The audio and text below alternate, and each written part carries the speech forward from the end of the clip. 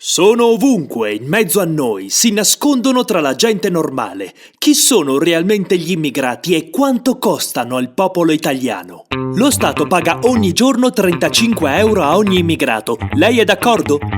Certo, i 35 euro mica vanno in tasca ai migranti, vanno alle strutture per dare vitto e alloggio. Quindi trova giusto dare soldi agli immigrati quando in Italia ci sono ancora tante famiglie in povertà. Ma cosa c'entra? Lo Stato da sempre mette a disposizione dei fondi per la povertà, poi se questi siano funzionali o meno dipende da come vengono gestiti. Certo sono indipendenti dai soldi che diamo per l'accoglienza, che sono appena lo 0,5% della spesa pubblica. Dato che le piacciono i numeri, ecco qualche numero. Un delitto su 3 è opera dei migranti.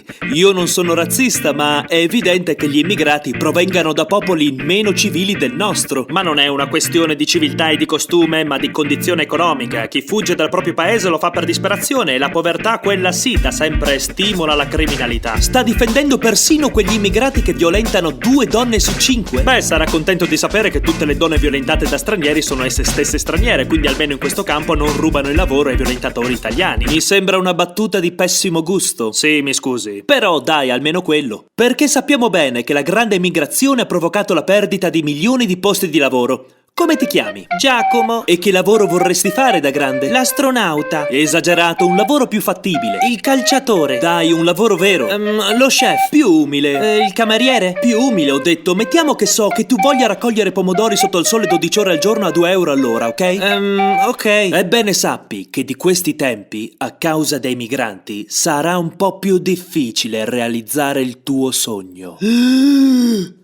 Cosa pensa lei di questa crisi del lavoro? Penso che se una persona senza esperienza, senza soldi e senza parlare la tua lingua riesca a rubarti il lavoro, allora fatti qualche domanda. Forse i migranti passano avanti agli italiani non per merito, ma perché vengono pagati molto meno. Forse se vengono pagati molto meno, la colpa non è dei migranti, ma degli schiavisti. Ma questo non è un gioco a chi dare la colpa. È innegabile che ultimamente l'Italia stia straripando di immigrati. Lei non pensa che sarebbe ora che anche l'Europa se ne prendesse un po'? Ma siamo tra le nazioni che ne hanno meno. Io stento a crederlo. Mi dica una sola nazione che ha più immigrati di noi. Francia. Me ne dica un'altra. Germania. Me ne dica un'altra. Spagna. Me ne dica un'altra. Austria. Me ne dica un'altra. Belgio. Ma questa non è una gara a chi ha più immigrati. Dati attendibili dicono che di questo passo ci sarà una sostituzione di massa del popolo italiano con quello straniero. A lei va bene che l'Italia perda la sua identità? No, affatto. È d'accordo che si difendano le sue radici? Ma assolutamente sì. Quindi ritiene doveroso un ritorno alle origini cattoliche e cristiane? Radici cattoliche? No, intendevo le vere radici dell'Italia, l'impero romano. Ah, bei tempi, la libertà di culto, la diversità degli usi e costumi, il progresso, le orge dionisiache. Una simile affermazione non sarebbe stata tollerata nella cara e vecchia epoca cattolica. Io non sono razzista, ma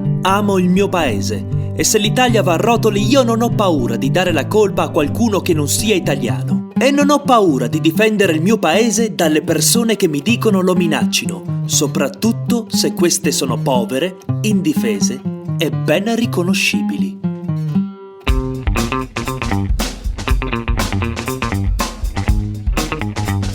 Basta fare politica, non fai ridere nessuno, non vogliamo la tua opinione, ma alla fine sei pro o contro, leghista, grillino, piddino, cuscino. Ora scrivo la mia opinione la cui valenza potrete dedurre dal numero di errori grammaticali.